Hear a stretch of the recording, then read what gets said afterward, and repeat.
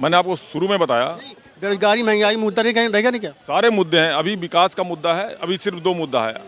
एक तो राजनीति है विकास की, दूसरी है जातिवाद की और घोटालेबाजों की। विपक्ष तो ये भी कह रहा है ना कि लोकतंत्र खतरे में है। सर कहाँ खतरे में? नेताओं को मैं अंदर यहाँ किया पर- जा रहा मैं है, यहाँ सीबीआई, पर- ईडी इनके मैं हाथ यहाँ में पर है। खड़ा होकर अपनी बात रख रहा हूँ। जो बोल रहा हूँ आप सुन रहे हो। दुनिया में जहाँ भी जा रहे हो लोकतंत्र है। कर्नाटक में बीजेपी को हरा करके कांग्रेस जीती है, लोकतंत्र नहीं है। अब ईवीएम भी ठीक है, सब ठीक। ये सब सर बहाने हैं, इनसे कुछ चलता कह रहे हैं कि ईवीएम जो छोटे मोटे चुनाव होते हैं उसमें ईवीएम ठीक रहता है, वो कहते हैं ना। कर्नाटक का चुनाव छोटा था, कमाल करते हो। हिमाचल चुनाव छोटा था, कर्नाटक का चुनाव छोटा है। तो अब छोटा चुनाव, अब बड़ा चुनाव कौन सा होगा? अमेरिका में जाके चुनाव करेंगे तो बड़ा होगा। कौन सा चुनाव बड़ा होगा? 2024 का सबसे बड़ा चुनाव वही है। ईवीएम का चलेगा क्या फिर? नहीं सर, ईवीएम का मैं एक बताता हूँ मैं आपको। 2019 का जो इलेक्शंस हुए थे उसमें इलेक्शन कमीशन ऑफ इंडिया ने बोला है कि जो वीवीपैट थे उसके जितने भी मशीन्स के जो वीवीपैट की जो वोटर लिस्ट निकलती है, वो जो पर्ची निकलती है जब आप वोट डालते हैं, तो जो वो वोटिंग मशीन थी वो उसके लिए साल भर आपको रखना होता है। वो 3 महीने के अंदर डिस्ट्रॉय कर दी गई। वो क्यों कर दी गई भाई? आप उसको चेक करते ना, अगर उसकी कोई इंक्वायरी लगता है वो किस लिए रखी जाती है, उसके पीछे एक रीज़न होता है ना, वो मशीन क्यों बनाई गई, वरना ऑब्वियसली आप पैसा इसको लेकर सुप्रीम कोर्ट गया। विपक्ष गया नहीं, सुप्रीम कोर्ट गया था, बट सुप्रीम कोर्ट ने बोला कि ये कोई नाजायज़ मुद्दा है, कोई बात नहीं है करने वाली।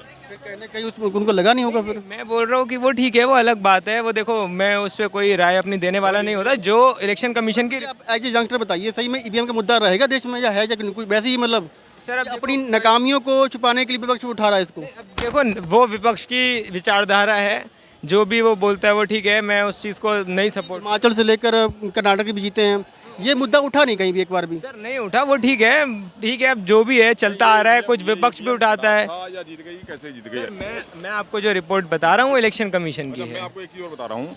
मैं आपसे ये नहीं बोल एक रहा मिनट, कि वो एक एक करके जब इलेक्शन कमीशन ने सारी पार्टियों को चैलेंज किया कि आप लोग आइए, ईवीएम में कहाँ प्रॉब्लम है बताइए, कोई पार्टी सामने नहीं आई। केजरीवाल साहब बड़े उछल रहे थे। टेक्निकल आदमी देखो, थोड़ा मैं बताते हैं, वो टेक्निकल थोड़ा थे, तो जो टेक्निकल है वो बताएगा ना।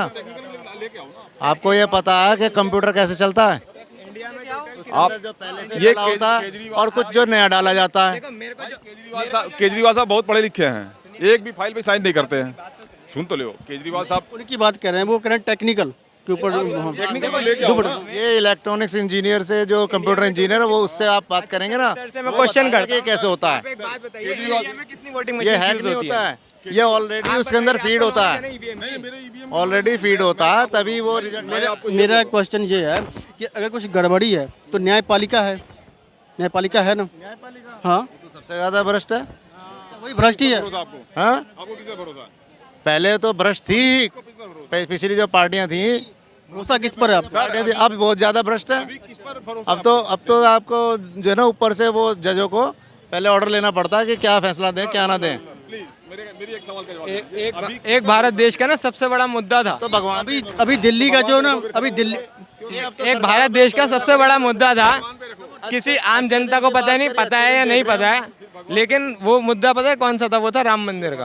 अभी ये कह रहे सोचते हो उसके बारे में? हम सरकार राम वो जो मंदिर नहीं बनाने नहीं के लिए नहीं नहीं, बनाते वो तो ठीक है, वो आपकी बात ठीक है, बट मैं आपकी देश बात चलाने के लिए बनाते हैं। आपको ही बता रहा हूँ कि जनता को क्या पता है कि जो राम मंदिर का मुद्दा है वो चीफ जस्टिस वो इन्होंने दिया, जस्टिस गोगोई ने। जस्टिस गोगोई कौन है आज की तारीख में, आपको पता है जनता को? जस्टिस गोगोई राज्यसभा से एमपी है भाजपा के। तो ये तो रिश्वतखोरी मानता हूँ मैं तो इसे।